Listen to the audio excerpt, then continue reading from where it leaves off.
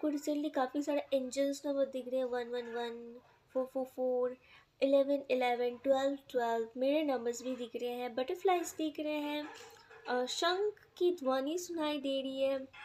ऐसा चीज़ें हो रही है, तो ये रीडिंग आपके लिए है। पहली बात तो एक छोटू सा मैसेज मैं दे देती हूँ।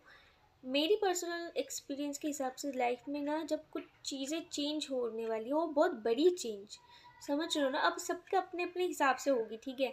मुझे जब दिखते थे बहुत बड़ी चेंज हुई, मेरी लाइफ 360 डिग्री चेंज हो चुकी थी, मतलब 1 साल पहले बताओ अभी से।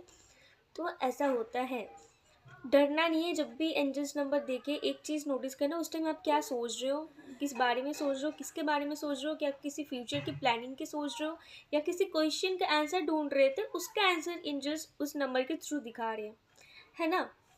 तो ऐसा होता है, डरना नहीं है, आपको सिर्फ पॉजिटिव चीज़ें क्लेम करनी है।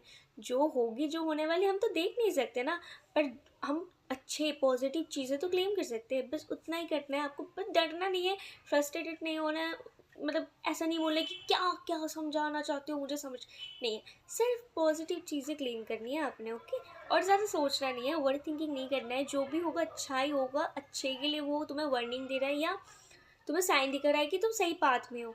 मोस्टली लोगों को स्पिरिचुअल एक्सपीरियंस हाई होने वाला होता है, या मोस्टली लोग स्पिरिचुअल लाइन में आने वाले होते हैं, तो ये सारी साइंस दिखती है। एंजल्स नंबर स्पेशली टैरोट की दुनिया में आते हो तो ये सारी चीज़ें दिखती हैं। एंड हाँ, आपको दिख रही है, और कहीं ना कहीं अब मुझे लग रहा है कि ऐसे कोई सिचुएशन में फंसे हो जहाँ पे आपके बोलने की नीड है। आप क्लियरली बोलो सामने वालों को, आप चाहते क्या हो, आपके दिल में क्या है, दिमाग में क्या, क्लियरली बोलो, ऐसे छुपाओ मत। छुपाने से आपकी ही फ़ायदा नहीं होगा, सामने वाला का ही फ़ायदा होगा। आई वांट कि भाई आप सामने से बातें करो, आपकी जो पोजीशन है, आप अपने पोजीशन में रह के, मतलब जो आपका हक है, हक की चीज़ें बोलो, ठीक है। आप डिले मत करो ये सारी चीज़ों से। चलो देखते हैं कि यूनिवर्स की तरफ से इनके लिए क्या गाइडेंस है। ओके, बहुत अच्छा टाइम आने वाला है। अगर कोई पैसा रुका हुआ है एंड पैसे से रिलेटेड, प्यार से रिलेटेड कुछ चीज़ें हैं, कोई पर्सन चली जाई है, आपको लेट गो करने की नीड है, सेल्फ लव हीलिंग करने की नीड है, उसका है। मुझे तो यहाँ पे लग रहा है कि बहुत, यहाँ पे बहुत लोगों की वेनस बहुत अच्छी है, but due some self disrespect and all, थोड़ी सी प्रॉब्लम हो रही है आपको पैसों में, प्यार में। तो आपको सेल्फ लव करनी है। इससे दो चीज़ें हो जाएगी, आपकी मनी भी प्रॉब्लम सॉल्व हो जाएगी, आपकी लव की प्रॉब्लम भी सॉल्व हो जाएगी। आपको किसी की नीड है, आप नीड नहीं है, ठीक है। आप अपने में ही पूरे हो, आप अपने में ही पूरे हो, आप खुद का ध्यान रखो।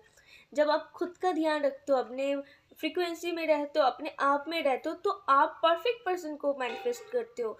जब आप लव ढूंढ रहे हो, लव की क्रेविंग्स हो रही है, ऐसे वाले एनर्जी में थोड़ा आप सेम टू सेम वैसा ही पर्सन को अट्रैक्ट करोगे। तो ऐसा नहीं करना है आपने। और रिसेंटली किसी का ब्रेकअप हुआ है, तो एक सजेशन, आपको तुरंत रिलेशन में नहीं जाना है। हाँ, काफ़ी ओके लिए मैं बोल रही हूँ, सबके लिए नहीं बोल रही हूँ।